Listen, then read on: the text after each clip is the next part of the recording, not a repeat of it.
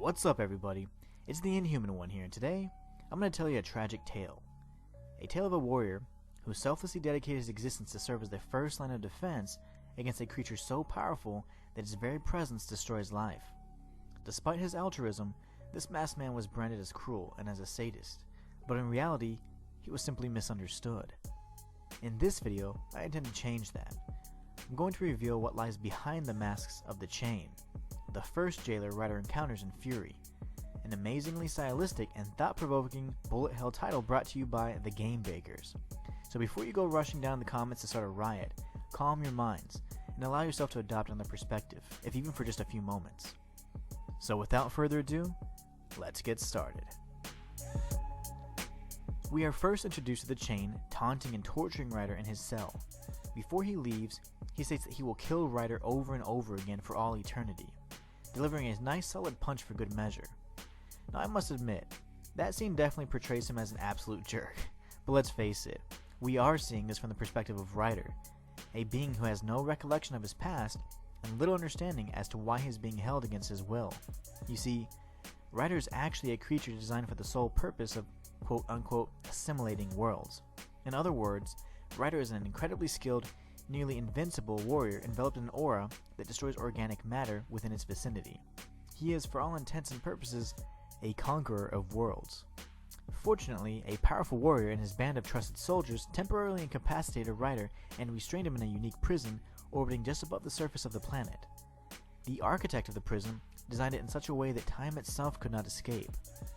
The sole inmate and his jailers would be stuck in time for all eternity.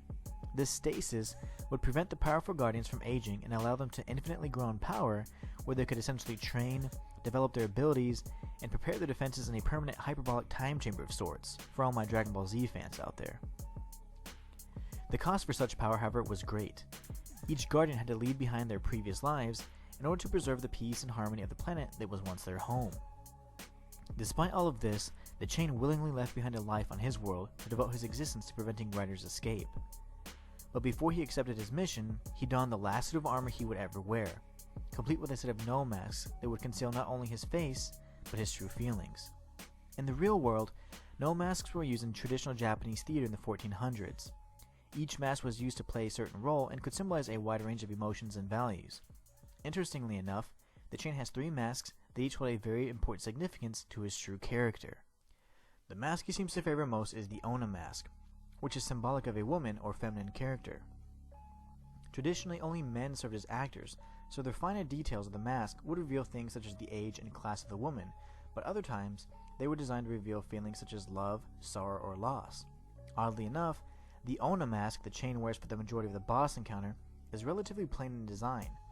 Perhaps the lack of details in the mask is intentional, portraying not only a specific woman, but more so the fact that his sacrifice is saving the lives of countless women and children on his home world. The Onna mask may serve as a constant reminder and motivational tool for the chain to draw from to stay true to his mission.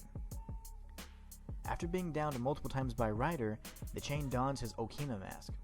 Traditionally, this mask is used to portray an older man, specifically one characterized by knowledge and wisdom. The mask also serves as a physical representation of the normal passage of time that has no place in Ryder's uniquely designed prison. In this phase of the battle, the chain implements a number of new strategies and techniques in combat, showing his true battle prowess and experience, alternating between a number of close-range and long-range attacks to keep Ryder on the defensive. Unfortunately, even the wisdom attained from an eternity of stasis was not enough to overcome Ryder. As a result, the chain was forced to don his final mask in a last-ditch effort to stop Ryder.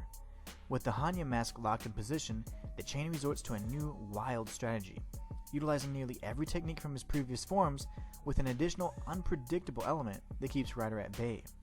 Traditionally, the Hanya mask is used to portray a demon that has been overcome with rage, jealousy, and anger. It depicts the transition of a person that has been consumed by envy, suffering, and torture. Despite the suffering that the chain must not only eternally endure, but inflict upon his prisoner, his efforts prove to be an exercise in futility. A final observation revolves around the circular device on the chain's back.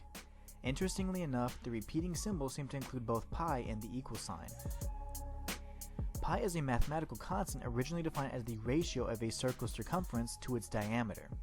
Interestingly enough, the constant is an irrational number that continues on infinitely, similar to the prison's very nature. In the end, the unstoppable conqueror of worlds bests the chain for the final time, plunging his sword into his chest, ending his suffering once and for all. Was the chain simply a sadistic being who enjoyed torturing his inmate? Or was he a man who dedicated his existence to a life of suffering, pain, and loss?